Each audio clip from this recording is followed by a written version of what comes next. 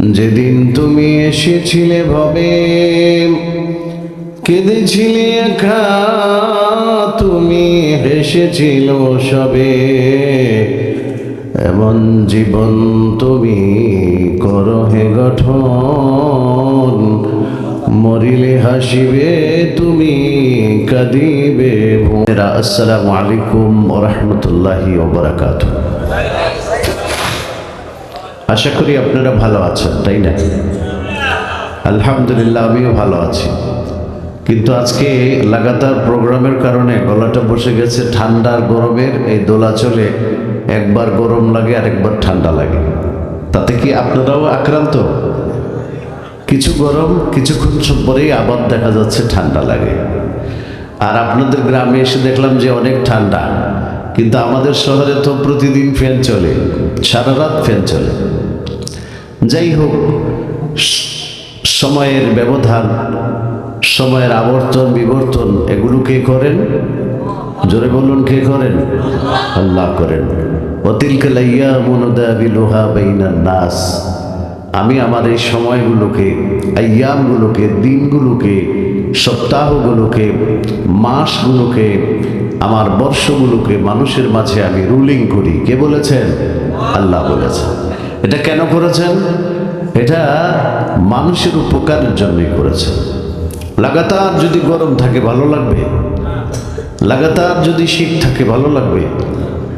এই যে আপনার শীত চলে গেল, আবার গরম এসে গেল, গরম আসার পরে আমরা আবার শীতকে ভুলে যাব। যখন শীত আসে তখন কিন্তু আমরা আবার গরমকে ভুলে যাই, এই না? তো একটা নতুনত্বের ভিতরে, এই আগমন প্রত্যাগমনের ভিতরে মানুষের মধ্যে একটা জাগরণ সৃষ্টি হয়। নতুনত্বের কারণে মানুষের মধ্যে একটা আনন্দের সৃষ্টি হয়। এই যিনি আমাদেরকে সৃষ্টি করেছেন, তিনি আমাদেরকে কিভাবে আনন্দ দিবেন, কিভাবে আমাদেরকে রাখবেন, কিভাবে আমাদেরকে লালন পালন করবেন, সব দায়িত্ব যিনি নিয়েছেন তার নাম হলো রব। সুবহানাল্লাহ।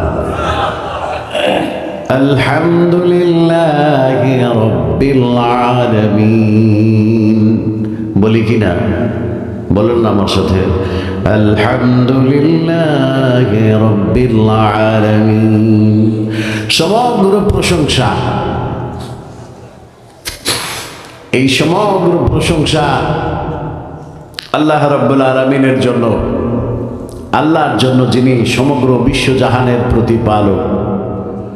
কার কতটুকু খাবার লাগবে, কার কতটুকু কাপড় লাগবে, কার কতটুকু শ্বাস প্রশ্বাসের জন্য অক্সিজেন লাগবে, কার কি পরিমাণ ঔষধ লাগবে, কার কি পরিমাণ ঠান্ডা লাগবে, কার কি পরিমাণ গরম লাগবে, সব কিছুর যিনি আঞ্জাম দেন তার নাম রব।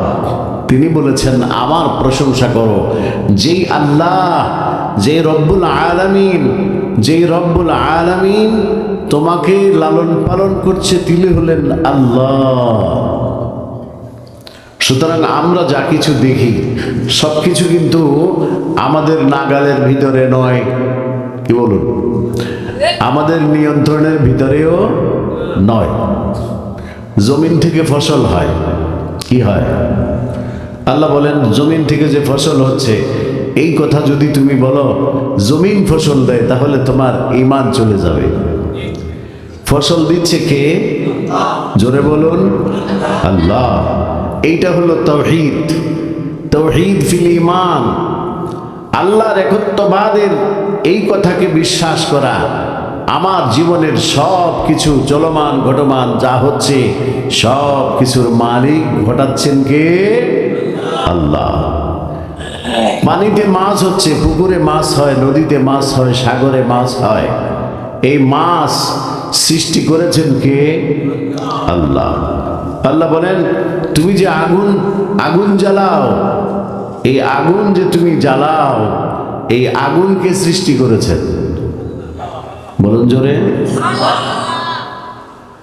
আফরাআইতুমুন নারাল্লাতী তুরুন আনতুম শাজারাতুহা আম নাহনুল মুনশিউন আনতুম আনশাআতুম শাজারাতুহা আম নাহনুল মুনশিউন। সুবহানাল্লাহ। এই পৃথিবীর মানুষ, তোমরা যে আগুন পেয়েছো, আগুন, এই আগুন না হলে তোমাদের খাবার বন্ধ হয়ে যাবে, তোমাদের ঘুম বন্ধ হয়ে যাবে, তোমাদের শিশুরা চিৎকার করবে, তোমাদের পেটে ক্ষুধার চোটে তোমরা মাটির মধ্যে গড়াগড়ি খাবে। এই আগুন যদি না হয় তোমাদের জমিনের মধ্যে ফসল হবে না, তোমাদের ঘরে চুলা জ্বলবে না, তোমাদের জীবন ব্যাহত হবে। এই জন্য বলো তো দেখি, আগুন কি পৃথিবীর কেউ সৃষ্টি করেছে, না আমি আল্লাহ পাক সৃষ্টি করেছি? যে বৃক্ষ থেকে আগুন হয়, এই সাজারা শব্দের অর্থ আল্লাহ পাক কোরআনুল কারীমের মধ্যে বলেছেন, যেখান থেকে আগুনের উৎপত্তি স্থল, যেখানে আমি এটাকে সৃষ্টি করেছি। দুই গাছের ঘর্ষণে আগুন, দুই পাথরের ঘর্ষণে আগুন, জাহান্নামের আগুন দুনিয়াতে আমি দিয়েছিলাম 70 বার অথবা 70,000 বার পানির মধ্যে ধৌত করে। জিবরিল আলাইহিস সালামকে বলেছিলাম, মালিককে বলো 1 ফোঁটা আগুন 70 বার পানির মধ্যে ঠান্ডা করে তারপরে আদমকে দাও। আদম এটাকে জ্বালায়া এটার থেকে রুটি তৈরি করবে, গোশত রান্না করবে, তরকারি রান্না করে খাবে, একটু আগুন তাকে দিয়ে আসো। তাই করলেন। কিন্তু আল্লাহ রাব্বুল আলামিন বলেন, জাহান্নামের আগুন হলো বড় মারাত্মক। জাহান্নামের আগুন কি? নারুল্লাহিল মুকাদাতুল্লাতী তাত্তালিউ আলাল আফইদা, এমন মারাত্মক যেটা মানুষের কলিজা পর্যন্ত খেয়ে ফেলবে, মারাত্মক। নাউযুবিল্লাহ।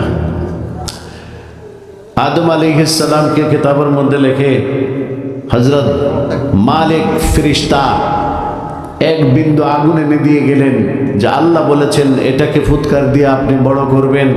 এটা এমন এক সৃষ্টি আল্লাহ পাকের, 1 বিন্দু থেকে সিন্ধু হয়ে যায়, হাজার হাজার লাখ ও কোটি বাড়িঘর জ্বালিয়ে দিতে পারবে। কতটুকু আগুন প্রয়োজন? প্রথম 1 বিন্দু হলেই যথেষ্ট।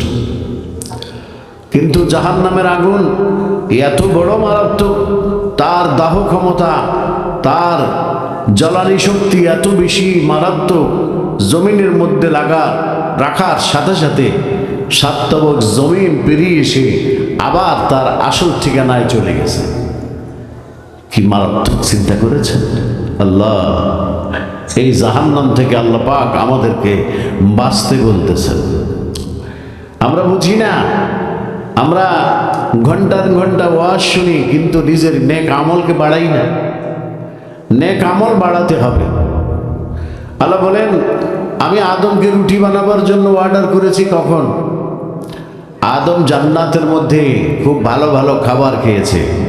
وَكُلَا مِنْهَا رَغَدًا حَيْثُ شِئْتُمَا وَلَا تَقْرَبَا هَذِهِ الشَّجَرَةَ فَتَكُونَا مِنَ الظَّالِمِينَ। আল্লাহু আকবার। আল্লাহ বলেন, আমি আদমকে এবং তার বিবিকে অর্ডার দিয়েছি, তোমরা জান্নাতে যেখানে ইচ্ছা সেখানে, যেই বাগান ইচ্ছা সেই বাগানে, আমার 8 জান্নাত, যেখানে ইচ্ছা যে কোনো জান্নাতে তুমি বিচরণ করো এবং খাইতে থাকো। যেখানে যেই মজার ফল পাবে, খাদ্য খাবার পাবে, রান্না করা খাবার পাবে, তারপরে পাকা খাবার পাবে, ফল ফলাদি পাবে, তুমি খেতে থাকো, কোনো বাধা বিঘ্ন নেই। কিন্তু ওয়ালা তাকরাবা হাযিহি শাজারা, 2 জনের একজনও এই গাছের কাছে যাইতে পারবে না। সুবহানাল্লাহ। এটা ছিল পরীক্ষা। এটা ছিল কি? আল্লাহ পাকের পরীক্ষা। আদম আলাইহিস সালাম তিনি বারবার চেষ্টা করেছেন এই বিষদঘাত থেকে বাঁচার জন্য। আল্লাহ রাব্বুল আলামিন একজন ফেরেশতাকে ডাক দিয়ে বললেন, ফেরেশতা শুনো, তুমি এই গাছ পাহারা দিবা যেন কোনো মানুষ এর কাছেও আসতে না পারে। তোমরা হলে ফেরেশতা, আর 2 জন মাত্র মানুষ আমার জান্নাতে থাকে। লাখো কোটি ফেরেশতা তোমরা জান্নাতের ভিতরে থাকো, তোমাদের খাবারেরও প্রয়োজন হয় না, বিবিরও প্রয়োজন হয় না, পায়খানা প্রস্রাবেরও প্রয়োজন হয় না, তোমাদের কোনো চাহিদা নাই, তোমাদের কাজ হলো শুধু আল্লাহ আল্লাহ জিকির করা। ফেরেশতাদের কাজ কি? আল্লাহ আল্লাহ জিকির করা। একজন ফেরেশতাও লাগায় দিলেন। আবার আল্লাহ রাব্বুল আলামিন আদম এবং হাওয়াকে বললেন, ওই গাছের কাছে যাইও না, খবরদার ওই গাছের কাছেও যাইবা না। কিন্তু আদম আলাইহিস সালাম কিতাবে লেখে, তাওয়ারিখুল ইনসান, আর একটা আছে তাওয়ারিখুল জিন। হযরত জালালউদ্দিন সৈয়দী রহমতুল্লাহি আলাইহি এই কিতাব লিখেছেন। সেখানে অসংখ্য ঘটনা লিখেছেন কোরআন ও হাদিসের বরাত দিয়ে। শয়তান একদিন সকালবেলা দেখলো যে আদম আলাইহিস সালাম আশেপাশে কোথাও নাই। বেহেশতের গেইটে গিয়ে হাজির। ওরা তো বের করে দিছে, আল্লাহ পাক বের করে দিছে না? সেই ঘটনা আমি বলতে যাব না, এটা আপনারা জানেন।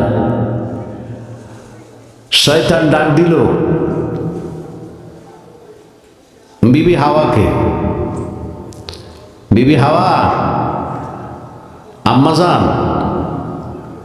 আমার পরম শ্রদ্ধেয় আম্মাজান, মানে ওই যে চোরের কি কয় কথাটা, বাংলা কথায় বলে না যে অতি ভক্তি চোরের লক্ষণ।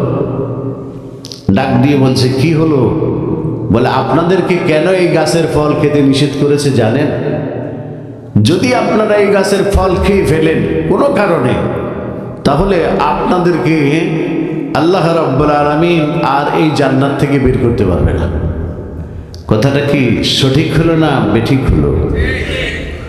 কিন্তু আল্লাহ রাব্বুল আলামিন নারীদেরকে বানিয়েছেন নাকিসাতুল আকল। নাকিসাতুল আকল মানে বিশ্বের সবচেয়ে বড় স্বাস্থ্যবিজ্ঞানী বর্তমানে যারা, তারা হলো আমেরিকাতে বাস করে। জাতিসংঘের সবচেয়ে বড় আপনার অর্গানাইজেশন, যেখান থেকে আমাদেরকে টিকা দিছে আমেরিকা। কি দিছে? বিশ্ব স্বাস্থ্য সংস্থা। এমন টিকাই দিছে জনমের লেগে আমাকে খাদ্যানি বাড়ায় দিছে, ঠিক কিনা? হ্যাঁ, এখন আমাদের খাদ্যানির অবস্থা হচ্ছে নোয়ার ইসলামের জাতির মতো, খালি চুলকায়, ঘরে ঘরে চুলকায়। তো নারীদের এটা স্বভাবজাত। আল্লাহ পাক কোরআনুল কারীমের মধ্যে বলে দিয়েছেন যে আমি নারীদেরকে আর রিজালু কাওয়ামুনা আলান নিসা, নারীদেরকে পুরুষদেরকে নারীদের উপর কর্তৃত্বশীল করে তৈরি করেছি। নারীদের জ্ঞান পুরুষের অর্ধেক। বুঝাইতে বললাম কথাটা? এখন কান্দে, আমার কি একার দোষ? আমি কি একাই? আমাকে সবাই মিলে দোষে। আমি কি একাই দেশের সব অপরাধ করেছি? নারী জাতি এটা হলো আল্লাহর পক্ষ থেকে কিভাবে সৃষ্টি হয়েছে ও কথাতে আমি যাব না, অনেক লম্বা সময় লাগে যাবে। নারী আল্লাহর পক্ষ থেকে পুরুষ জাতির কাছে আমানত। একজন নারী কিয়ামতের ময়দানে 4 জন পুরুষকে জাহান্নামের দিকে ঠেলে দেবে, শুধু একটা কারণে যে সে নারীর হক আদায় করে নাই। বাবাকে ঠেলে দেবে, তার ভাইকে ঠেলে দেবে, তার স্বামীকে ঠেলে দেবে জাহান্নামের দিকে, তার সন্তানকে ঠেলে দেবে যে আমার এই আপাদ মস্তক, আমার ব্যক্তিত্ব, আমার সতীত্ব, আমার ইজ্জত, আবরু সব কিছু রক্ষা করার দায়িত্ব ছিল আমার এই 4 জন পুরুষের উপরে। একজন না থাকলে বাইরে স্টেশনে আরেকজন আসবে, কিন্তু তারা আমার এগুলো করে নাই। যার কারণে আমাকে রাস্তায় নেমে কাজ করতে হয়েছে, গরুকে আমার ঘাস খাওয়াতে হয়েছে, পুকুরে নেমে আমার মাছ মারতে হয়েছে, বেপরদা হয়ে আমার কৃষি কাজ করতে হয়েছে। এই জন্য আজকে যদি আমি জাহান্নামে যেতে হয়, তাহলে আমার এই 4 জন পুরুষকে আগে জাহান্নামে দিতে হবে, তারপরে আমি জাহান্নামে যাব। পারবেন নি? বললে কি জাহান্নামে যাইবেন? কেউ আছে এরকম? হ্যাঁ, কথা কয় না, মনে হয় বুঝাইতে পারিনি কথাটা। একজন নারীর কারণে কয়জন পুরুষ জাহান্নামে যাবে? 4 জন। কারণ আল্লাহ বলেছেন আমি নারীদেরকে, পুরুষদেরকে নারীদের উপর কর্তৃত্বশীল করে তৈরি করেছি, সৃষ্টি করেছি এইভাবে যে নারীরা অবলা, দুর্বল। এদের চিকিৎসা, এদের থাকা, খাওয়া, অন্ন, বস্ত্র, বাসস্থান সব কিছুর দায়িত্ব যখন কোনো একজন পুরুষ বুঝে নিতে আগ্রহী হয় এবং সে বুঝে নেওয়ার জন্য অঙ্গীকার করে, তখনই আমরা তার কাছে কিন্তু আমাদের পাত্রীটা পাত্রস্থ করি। কথা ঠিক কিনা?